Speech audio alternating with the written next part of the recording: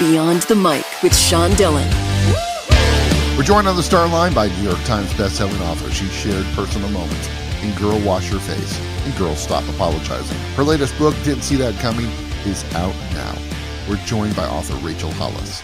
Good morning. How you doing? I'm doing great. Let's go beyond the mic. Rachel, as someone who has dealt with divorce and lost siblings myself, I know it's very painful and a dark time in your life.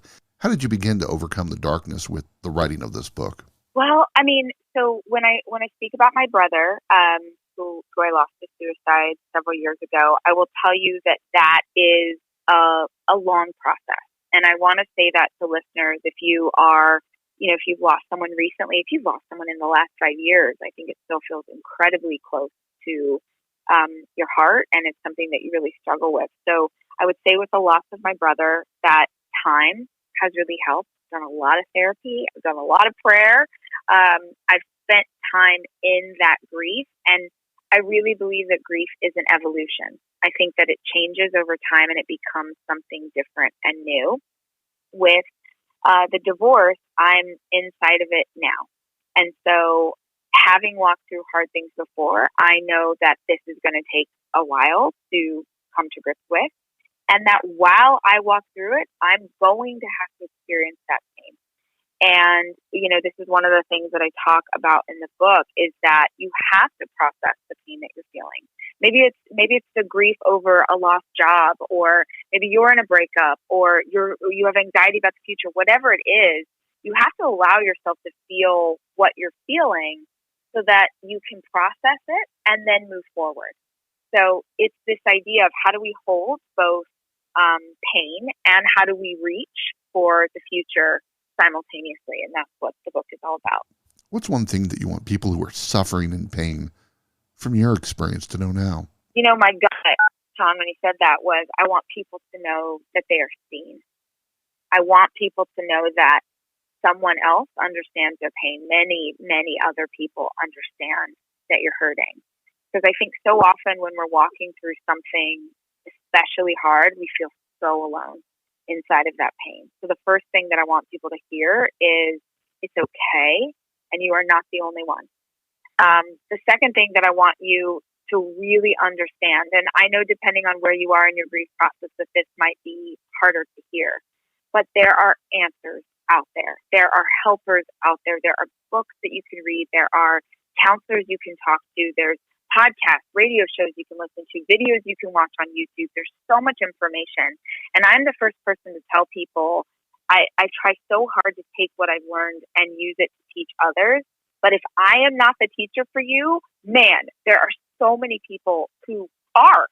And I just want to encourage you to keep looking for the help that you need, because it really, truly does exist.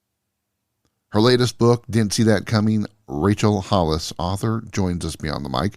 Rachel, in your book, you say, quote, look at your scars, not at your open wounds, unquote. Are your wounds beginning to heal? I think that I have a lot of wounds, and I'll explain this too for listeners who may not understand.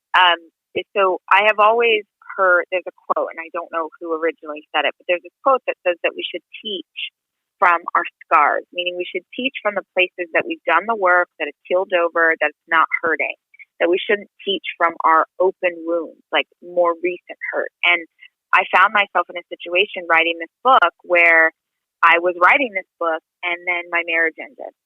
And so I had to make a decision about whether or not I would still do this work, knowing that I would be writing from a place of incredible grief and pain. And I made the decision to keep writing and put the book out in the world, even though it's incredibly difficult.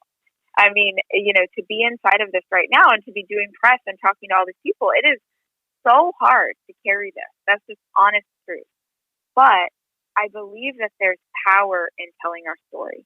And I believe that even though my wounds and my scars are still very much present right now, that part of the healing process is being willing to talk about what's going on. How has this season in your life changed you and your perspective? I really think that what is my perspective from 2020, and I think that this is a lot of us, is I am shocked at how resilient I am. And I thought I was resilient before. Like, I really thought I was so strong, so capable. But I got to tell you, navigating a pandemic, I have 4 kids, I'm going through this breakup of my marriage, and also I'm a business owner. I run a business where the bulk of our revenue is through live events. I throw conferences for people, and now I'm inside of this world where I can't. And so I haven't pivoted once. Like many business owners, I've pivoted 20 times. And I think I'll probably pivot 10 more before the year is up. So I think I am so surprised at, wow, you really can stand back up and go again. And I think that if listeners would look at their own history, one of my favorite things to tell people to do is get out a piece of paper, open up a notebook, and write a letter to yourself from your resilience. Like, dear Sean, I am your resilience, and this is what I want you to know. And then you just give yourself credit for everything that you have lived through, that you have overcome, the times that you stood back up and you went again and you kept showing up, because so often we really are doing extraordinary things, but we don't ever take time to give ourselves credit for them. So there is incredible power in just acknowledging what you have lived through and allowing it to make you feel strong enough to keep going. So what's the one thing during this coronavirus quarantine that you're very proud of, that because of being so isolated, not many people know about? I am incredibly proud of how we have pivoted the business. So I believe we were one of the first people to do a personal development conference virtually. And I'll tell you, we had our first conference, we had 83 countries. We had over 50,000 attendees from all over the world, which was something we had never done. We had no idea how to do it, but it was truly one of those moments where it was like, we are going to figure this out, or we are going to have to do massive layoffs. And I was like, I will battle to the death. These people are my family, and they have families to support and bills to pay. And, this is what you take on as a leader. And we figured it out. And we continue to figure it out, like so many other small business owners in this country. We don't have time to be sad. We don't have time to cry about it or, be pissed off. It's like, no, we have work to do. And we have to figure this out right now in real time, because we have people who are counting on us. She's shared personal moments in Girl Wash Your Face, Girl Stop Apologizing. Her latest book is The Touching, Didn't See That Coming. Rachel Hollis, thank you very much for taking the time to talk with me today.